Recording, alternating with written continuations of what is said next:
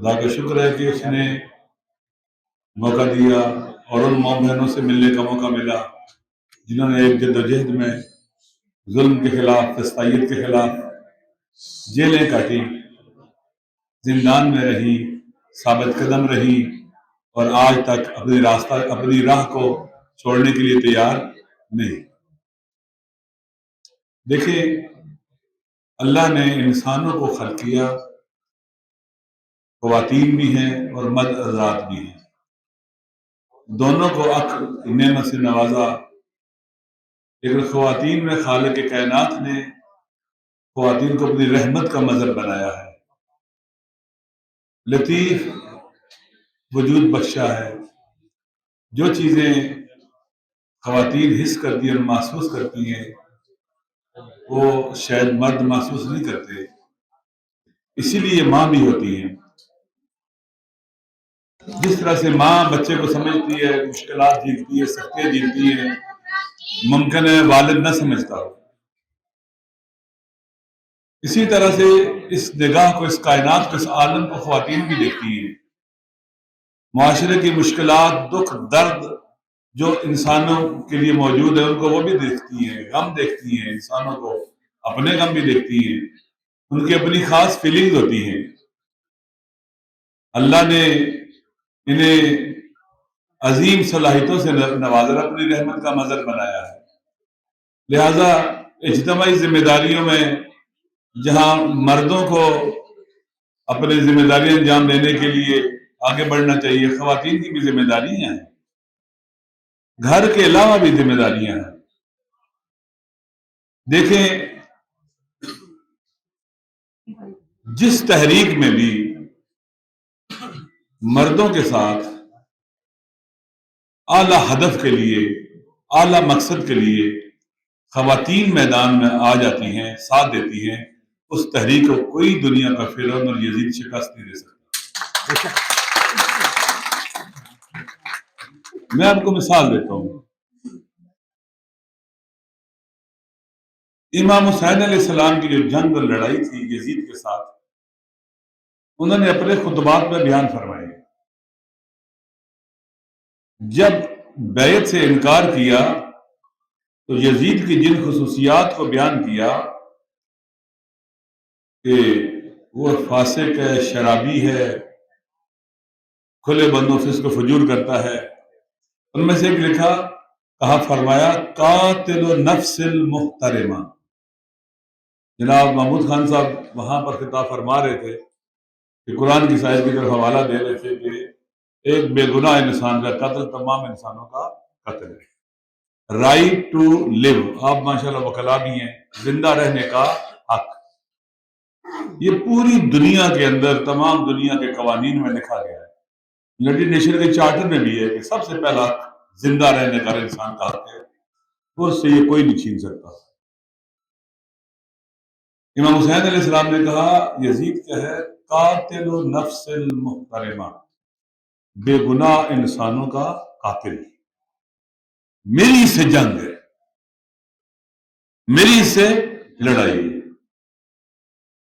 جو لوگوں کے فنڈامنٹل رائٹس پامال کرتا ہے، پاؤں تلے رونتا ہے، لاقانونیت کو پھیلاتا ہے، کسی قانون کو نہیں مانتا، مائٹ از رائٹ، جس کی لاٹھی اس کی بھینس، اس پر عمل کرتا ہے، انسانی معاشرے کو جنگل بنا رہا ہے، ظلم و ستم کرتا ہے، میری سے لڑائی ہے، اور مثل اللہ یبایع مثلا، مجھ جیسا کبھی یزید جیسے کی بیعت نہیں کرے گا۔ فرمایا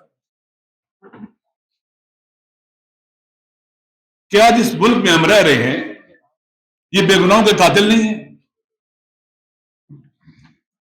ابھی بہت سے مجھے صحافیوں نے بتلایا مبینہ طور پر، اسی پنجاب کے اندر پولیس مقابلوں میں کتنے لوگوں کو مارا جا رہا ہے۔ یہ بھی مریدکے میں کیا ہوا، آپ دیکھ لیں 26 نومبر کو اسلام آباد میں کیا ہوا، پھر کہتے ہیں لاشیں کہاں ہیں۔ دیکھیں، یہ سسٹم ایک قاتل سسٹم ہے، انسانوں کا قاتل، بے گناہوں کا قاتل. ہمیں اس کے مقابلے میں اٹھنا ہے. ہم انسانی سوسائٹی اور معاشرے کو ان ظالموں کے ہاتھ میں نہیں دے سکتے، یہ برداشت نہیں کر سکتے.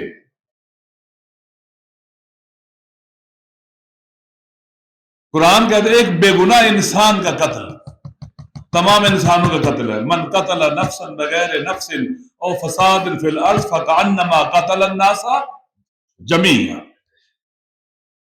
نہیں کہا ایک مسلمان کا قتل، ایک بے گناہ انسان کا قتل.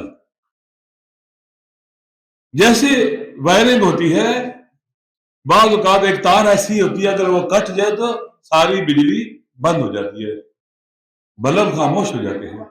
انسانوں کی زندگی کی تاریخ اس طرح سے جڑی ہے، ان کی تار اس طرح سے جڑی ہوئی ہے کہ ایک انسان کا قتل جب ہو جائے تو تمام انسانوں کی زندگی کی تار کٹ جاتی ہے. خدا کی نگاہ میں سارے مر جاتے ہیں. کس طرح سے زندگی اور حیات وجود میں آتی ہے؟ پوری ہستی اور کائنات شریک ہوتی ہے ایک زندگی اور حیات کو وجود میں لانے کے لیے. خدا کو برداشت نہیں ہے ایسے ہی کسی سے زندہ رہنے کا حق چھین لیا جائے. خود بھی خودکشی نہیں کر سکتا، کیونکہ یہ ایسا حق نہیں ہے جو ختم کر سکتا ہے. خود نہیں، خودکشی نہیں، اپنی جان خود بھی نہیں دے سکتا. یہ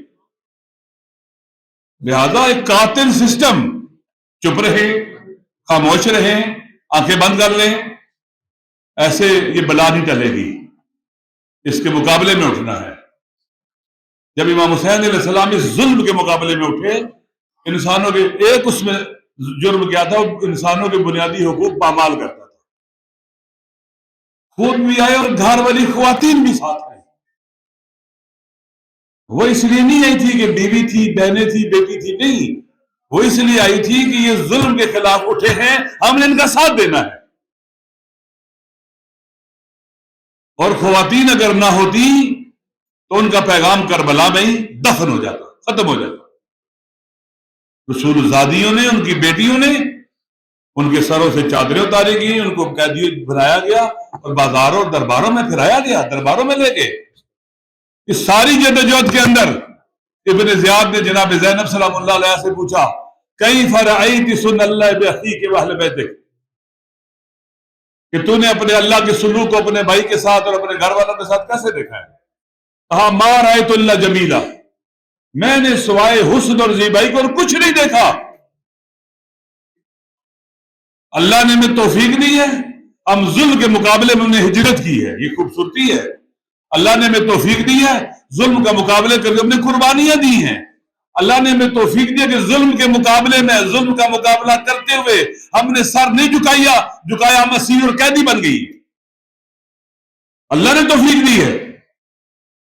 ظلم سے لڑنا میں انتہائی خوبصورتی ہے، اس کے اندر حسن و زیبائی ہے اس کے اندر.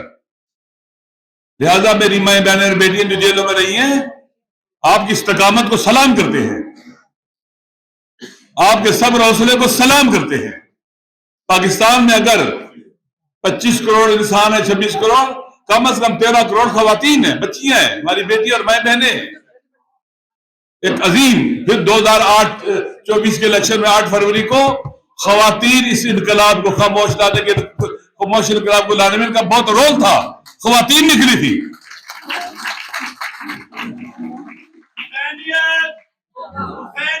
زندہ باد، زندہ باد، زندہ باد. لہذا ہم کیوں اس وقت ظلم کے خلاف نکلے ہیں؟ دیکھیں، ظلم نہیں مٹ سکتا رول آف لا کے بغیر. قانون حق کسے کہتے ہیں؟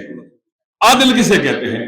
عادل کہتے ہیں وضع کل شیء علی موضع، جو جس چیز کی جگہ بنتی ہے اس کو وہاں رکھا جائے، یہ عدل ہے. ختم ہو گیا. قانون کے بغیر عدل کا نفاذ ممکن نہیں. جو قانون کو روندتے ہیں حقیقت میں وہ ظلم پھیلانا چاہتے ہیں، جنگل بنانا چاہتے ہیں ملک کو. لہذا تحریک تحفظ آئین پاکستان کی سرزمین پر تمام مظلوموں کے ساتھ کھڑی ہے. عمران خان صاحب کے ساتھ کھڑی ہے، ہر مظلوم قیدی کے ساتھ کھڑی ہے، جنہیں مسنگ کیا گیا ان کے ساتھ کھڑی ہے۔ اور 8 فروری کو انشاءاللہ، جس دن 24 فروری کو 2024 8 فروری کو ایک لوگوں نے عوام کے حق کے ارادے پر ڈاکہ ڈالا، انتخاب کو لوٹا، اس 8 فروری کو انشاءاللہ ہم نے یوم سیاہ کے طور پر بنانا ہے، ہم نے نہیں ڈرنا ہے۔ ذہن میں رکھ لو، آپ کے توسط سے پورے پاکستان کے عوام کو پیغام دیتا ہوں، ان حکمرانوں کی اسٹریٹجی کیا ہے کہ ہمیں خوفزدہ کرے، ڈرائیں، ہم ڈر جائیں، خوفزدہ ہو جائیں اور یہ ملک اور تباہ ہوتا رہے۔ ہم نے یہ عہد کیا کہ ہم نے نہیں ڈرنا، ہم نے چپ نہیں رہنا، ہم نے خاموش نہیں رہنا، ہم نے ظلم کے خلاف باہر نکلنا ہے اور انشاءاللہ العزیز ظالموں کے مقابلے میں میدان میں ثابت قدم رہنا ہے۔ السلام علیکم ورحمۃ اللہ وبرکاتہ۔